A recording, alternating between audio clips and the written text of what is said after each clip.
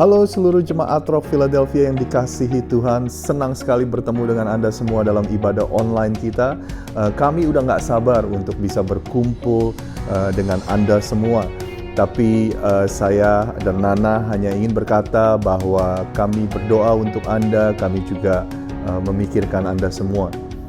Dan jika Anda berada di rumah, kami juga menghimbau untuk Anda menjaga kesehatan Anda. Anda berolahraga dan mungkin makan makanan yang sehat.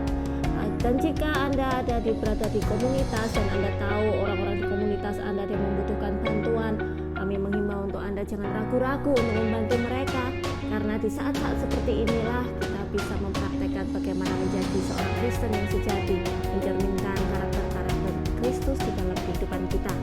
Nah, berikut ini kita akan menaikkan puji-pujian dan penyembahan bersama-sama. Kita percaya dimanapun kita berada, walaupun saat ini saya berharap Anda ada di rumah, Tuhan dan kuasa Tuhan bisa bekerja di dalam rumah kita dan di sekeliling kita. Jadi naikkan puji-pujian ini dengan segenap hati Anda, bernyanyilah dengan sepenuh hati Anda, bahkan Anda bernyanyi sampai tetangga Anda terbangun juga boleh, saudara. Jadi selamat beribadah untuk kita semua. We love you. Tuhan Yesus memberkati kita semua.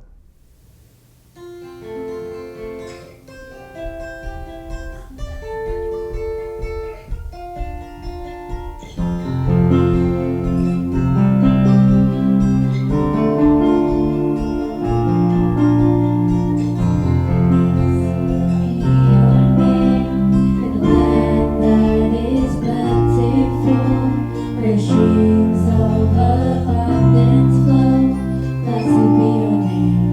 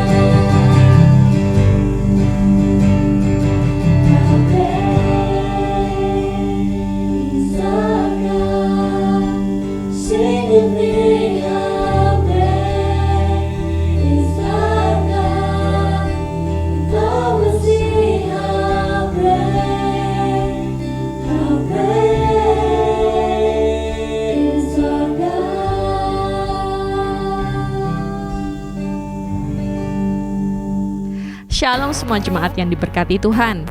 Terima kasih sudah memuji dan menyembah Tuhan bersama-sama dengan kami dan mengikuti ibadah online minggu ini. Sebentar kita akan mendengarkan firman Tuhan yang dibagikan oleh Pendeta Sami Rosid yang merupakan gembala dari Gereja Rock Philadelphia. Saya percaya melalui pesannya kita akan diberikan kekuatan dan damai sejahtera di tengah-tengah situasi yang sulit ini. Sebelum firman Tuhan dibagikan, saya mau mengingatkan kembali bahwa Anda tetap bisa memberikan persembahan Anda dengan mengetik SMS ke nomor layar di berikut ini. Atau Anda bisa mengunjungi website kami di www.rockusa.church dan bagian kanan atas akan ada tulisan online giving. Terima kasih atas persembahan Anda. Tetap jaga kesehatan dan terus berdoa. Selamat berhari Minggu, Tuhan Yesus memberkati. Halo sekali lagi, selamat datang dalam ibadah online kita. Sebentar kita akan mendengarkan firman Tuhan, saudara. Tapi ini harapan dan doa saya bahwa firman Tuhan yang akan Anda dengarkan ini akan menjadi kekuatan dan akan memberikan Anda damai di tengah-tengah ketakutan. Tetapi terlebih dari itu, sebenarnya saya ingin menantang kita semua, terutama kalau Anda menyebut diri Anda orang Kristen.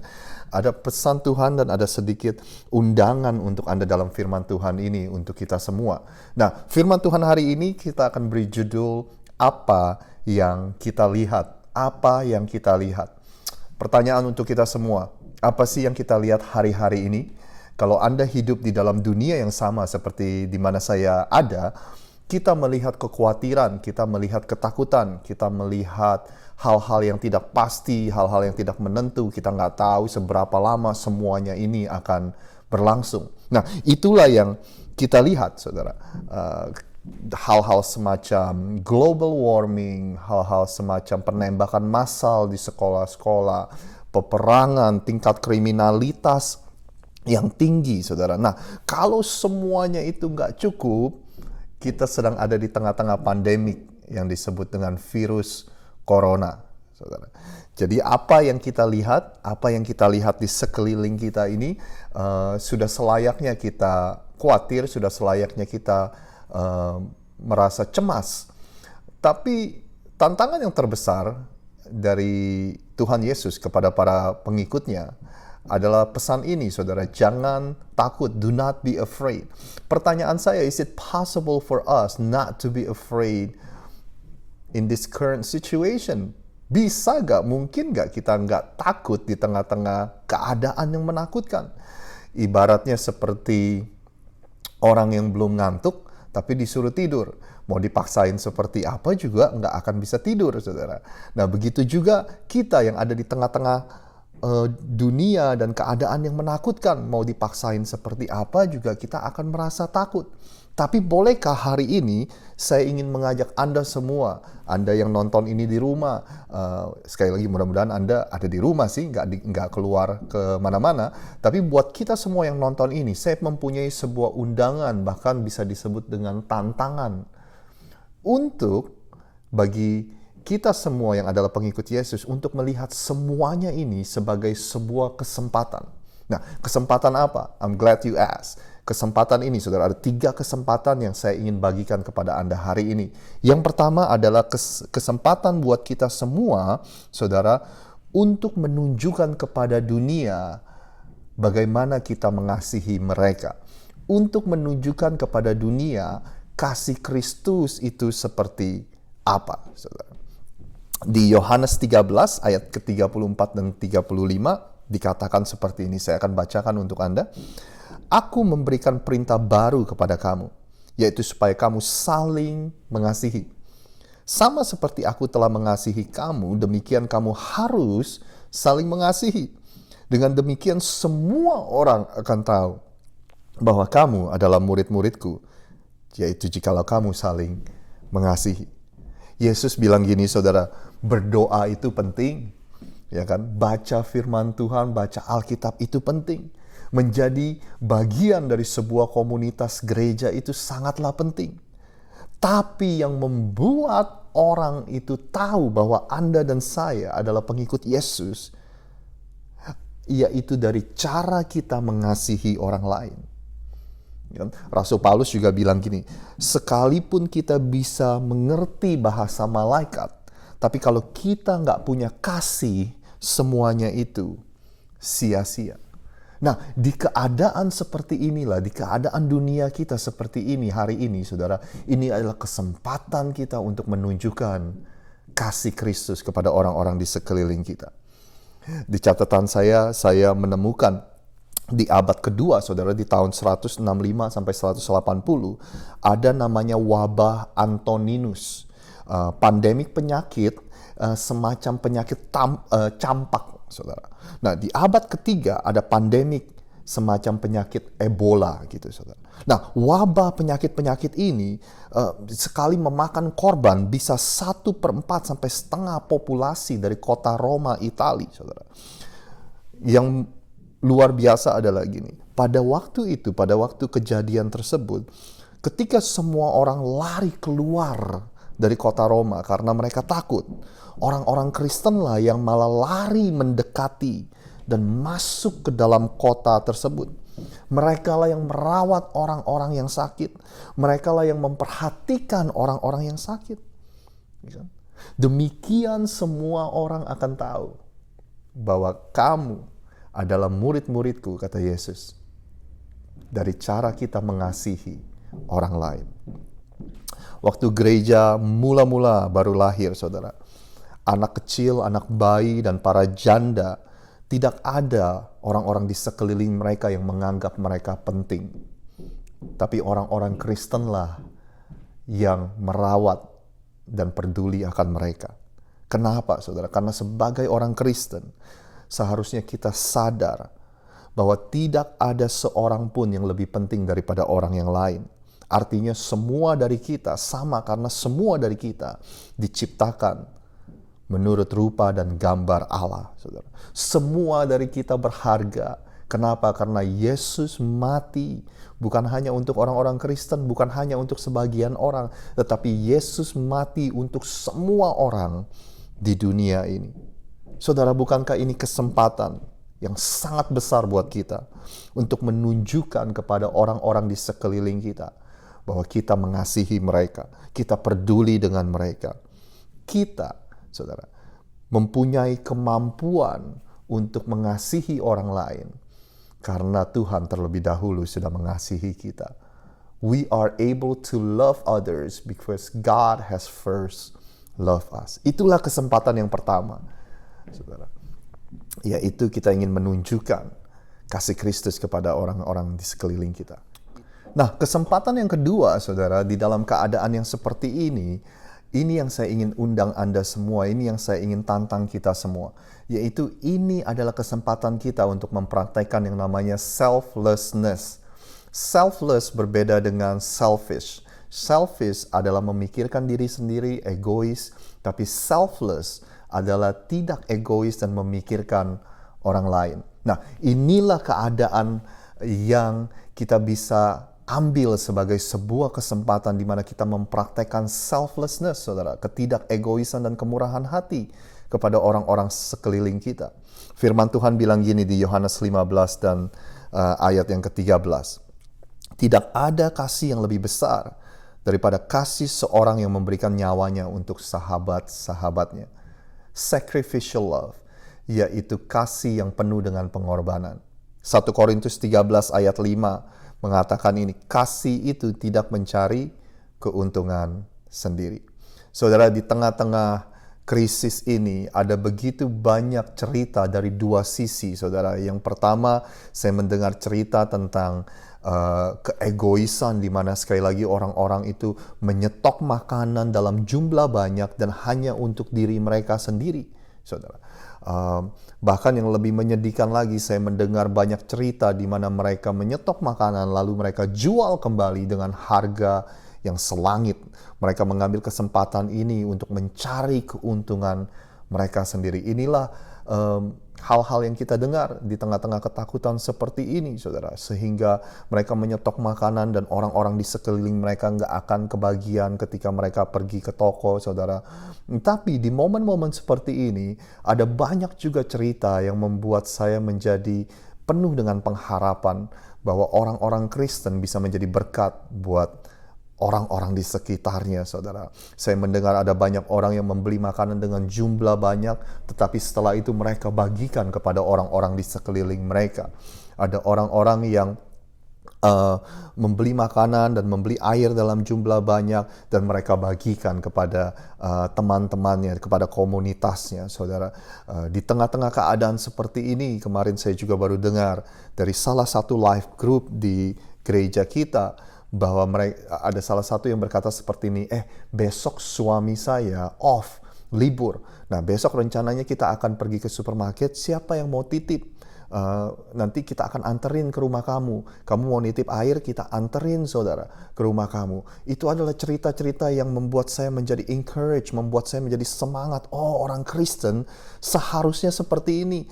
Inilah kesempatan di saat-saat seperti ini yang kita bisa lakukan untuk menjadi berkat buat orang-orang di sekeliling kita. Bukankah terkadang Anda dan kita beruntung kalau kita masih bisa punya pekerjaan di tengah-tengah kesulitan seperti ini? Ada orang-orang yang mereka tetap harus pergi bekerja, mereka nggak bisa bekerja di rumah, tetapi dengan pergi bekerja itu akan menaruh diri mereka di dalam sebuah resiko di mana mereka akan terjangkit penyakit ini atau virus ini, saudara. Kalau Anda masih bisa punya pekerjaan dan bisa bekerja di rumah, betapa beruntungnya kita. Marilah kita mencoba untuk memikirkan orang-orang di sekeliling kita. Kalau Anda masih bisa punya mobil dan Anda bisa beli makanan dalam jumlah banyak, air dalam jumlah banyak, bukankah kita beruntung, saudara? Karena ada begitu banyak orang-orang di sekeliling kita yang nggak punya kendaraan. Mereka mau beli 2 case air aja susah bawanya, saudara. Jadi kita harus perhatikan orang-orang di sekeliling kita. Baru-baru ini ada cerita yang begitu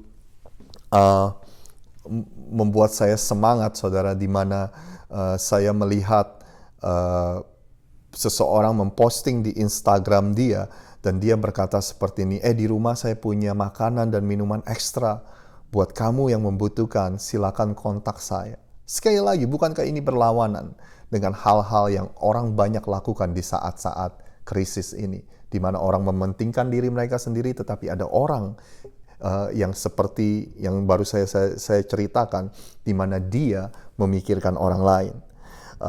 Saya adalah penggemar olahraga basket, saudara, terutama Liga Basket Profesional Amerika atau NBA. Dan sekitar beberapa minggu lalu, Liga Basket ini di-cancel, saudara. Nah, seperti yang Anda mungkin ketahui, setiap kali ada pertandingan basket di sebuah stadium atau arena olahraga, itu kan biasa mereka membutuhkan tenaga kerja yang begitu banyak, ya kan, untuk bekerja dalam pertandingan olahraga tersebut. Dari security, dari yang bersih-bersih, dari yang jual makanan. Nah, bayangkan ketika Liga Basket ini berhenti dan tidak ada pertandingan, saudara. Berapa ratus atau berapa ribu orang yang kerja di dalam arena tersebut, di dalam stadium tersebut, yang kehilangan pekerjaan mereka, yang tidak bisa mendapatkan gaji dari pekerjaan mereka, saudara. Nah, cerita yang luar biasa adalah ketika ada begitu banyak pemain basket NBA yang memutuskan untuk menyisihkan gajinya supaya orang-orang tersebut yang bekerja di dalam stadium-stadium tersebut, saudara, bisa tetap menerima bayaran mereka, bisa tetap menerima gaji mereka, saudara. Ada yang bilang seperti ini, bahwa krisis sebenarnya akan menunjukkan siapa diri kita yang sebenarnya. Krisis akan menunjukkan siapa diri kita yang sebenarnya. Artinya gini, krisis akan membuat orang yang murah hati, orang yang tidak egois, tambah murah hati, tambah tidak egois, saudara. Tapi krisis juga bisa menunjukkan siapa diri kita yang sebenarnya. Karena krisis, di tengah-tengah krisis, orang yang egois akan semakin egois. Orang yang pelit, orang yang hanya mementingkan diri mereka sendiri akan semakin seperti itu, saudara. Krisis akan menunjukkan siapa diri kita yang sebenarnya, saudara. Kasih itu tidak mencari keuntungan diri sendiri. Dan inilah saatnya, apalagi kalau kita adalah pengikut Yesus, untuk mempraktekkan yang namanya selflessness, mempraktekkan kemurahan hati dan mempraktekkan ketidakegoisan. Jadi ada 3 kesempatan, saudara. Kesempatan yang pertama yaitu kita menunjukkan kasih Kristus itu seperti apa. Yang kedua, di tengah-tengah keadaan seperti ini adalah kesempatan kita untuk menunjukkan yang namanya selflessness, ketidakegoisan, yaitu kita mementingkan kepentingan orang lain. Ini yang terakhir, saudara, sebelum pesan ini berakhir. Dalam keadaan seperti ini adalah kesempatan kita untuk memberitakan siapa itu Yesus. Kesempatan kita untuk menceritakan dan memberitakan siapa itu Yesus. Saudara, betapa ini mengingatkan kita semua bahwa betapa rapuhnya kehidupan ini, betapa rapuhnya sistem dunia ini, saudara. Sesuatu bisa menjadi lepas kendali, out of control dengan begitu cepat. Ya kan, dunia ini bisa jungkir balik dalam sekejap, saudara. Negara kita, dunia kita, sistem perekonomian kita, semuanya bisa berantakan hanya dalam waktu sekejap. Betapa ini mengingatkan kita semua bahwa hanya di dalam Yesuslah kita seharusnya menaruh pengharapan kita, bukan di hal-hal yang lain. Ada sebuah cerita yang lumayan terkenal, yaitu tentang Yesus dan murid-muridnya ketika mereka ada di dalam perahu. Nah, suatu hari mereka ada dalam perahu, tiba-tiba, saudara, ada badai yang besar datang ketika mereka ada di dalam perahu tersebut. Nah, yang mengejutkan lagi, ketika badai itu datang, Yesus itu lagi tidur, saudara. Nah, murid-muridnya ini begitu panik. Mereka berpikir bahwa mereka akan mati karena badai yang besar ini, saudara. Nah, saya bacakan kepada Anda ceritanya. Lalu ketika murid-muridnya ini menjadi takut dan khawatir, inilah yang dilakukan murid-muridnya. Saya bacakan ya. Maka datanglah murid-muridnya, murid-murid Yesus membangunkan Yesus. Katanya, Tuhan, tolonglah, kita ini binasa. Yesus berkata kepada murid-muridnya, mengapa kamu takut? Kamu yang kurang percaya. Hai, mengapa kamu takut? Kamu yang kurang percaya. Lalu bangunlah Yesus menghardik angin dan danau itu, maka danau itu menjadi teduh sekali. Jadi angin ribut, badai tersebut diperintahkan untuk diam, lalu angin itu diam. Dan heranlah murid-murid Yesus. Katanya, orang apakah dia ini sehingga angin dan danau pun taat kepadanya, saudara. Kalau kita melihat teks originalnya atau teks aslinya, saudara, ceritanya seperti ini. Ketika badai itu datang, murid-murid Yesus itu ketakutan. Mereka berpikir mereka akan mati. Mereka takut sama badai tersebut. Tetapi setelah mereka melihat Yesus memerintahkan badai itu untuk teduh, justru murid-muridnya itu menjadi semakin takut. Tapi takutnya mereka itu berpindah. Yang tadinya mereka takut sama badai, sekarang mereka takut kepada Yesus. Takjub kepada Yesus, heran. Karena mereka berkata, ini orang nih sebenarnya siapa? Yesus ini sebenarnya siapa? Angin ribut aja bisa taat sama dia. Wow, saudara. Yesus juga pernah bilang gini, semuanya ini di Yohanes 16 ayat 33, semuanya ini kukatakan kepadamu, supaya kamu beroleh damai sejahtera. Di dalam aku, kata Yesus. Dalam dunia kamu menderita penganiayaan, kamu menderita penderitaan, tapi kuatkanlah hatimu, aku telah mengalahkan dunia. Saudara, saya ingin berkata, jangan-jangan kenapa kita nggak mengalami damai sejahtera, kenapa kita nggak punya yang namanya damai, karena fokus kita kepada hal-hal yang sebenarnya justru mengambil damai sejahtera kita. Ya kan, seperti hal-hal yang terjadi di sekeliling kita, fokus kita kepada berita-berita yang mengambil damai sejahtera kita, saudara. Jangan-jangan selama ini kita salah fokus. Mungkin kita bisa belajar dari murid-murid Yesus ketika mereka ada di dalam perahu tersebut, saudara. Di mana kita harus mengalihkan fokus kita. Daripada kita fokus dengan badai dan permasalahan hidup, hal-hal yang mengambil sukacita dan damai sejahtera kita. Berita-berita negatif di sekeliling kita. Daripada kita fokus dengan hal yang begituan. Justru seharusnya fokus kita kepada Yesus. Yang adalah Raja Damai, the Prince of Peace. Seharusnya fokus kita kepada Yesus yang seharusnya yang adalah sumber kedamaian dalam hidup setiap kita. Sekali lagi saudara, saya nggak mau Anda salah mengerti dengan saya. Yang saya katakan bukanlah hal yang terjadi saat-saat ini itu nggak serius, saya tidak mengatakan itu. Tapi yang saya mau ingatkan kepada Anda semua, ada perbedaan yang sangat besar antara takut dan hidup dalam ketakutan. Semua orang bisa mengalami ketakutan. Semua orang bisa mengalami rasa takut, saudara. Tapi untuk hidup dalam ketakutan, itu adalah sebuah pilihan. Saudara, saya ingin ingatkan kepada Anda, kekristenan bukanlah jangan takut karena tidak ada yang perlu ditakuti. Itu bukan kekristenan, saudara. Tapi kekristenan adalah jangan takut walaupun ada banyak hal yang menakutkan. Saya ulangi sekali lagi, kekristenan bukanlah jangan takut karena nggak ada yang perlu ditakutin. Itu bukan kekristenan, saudara.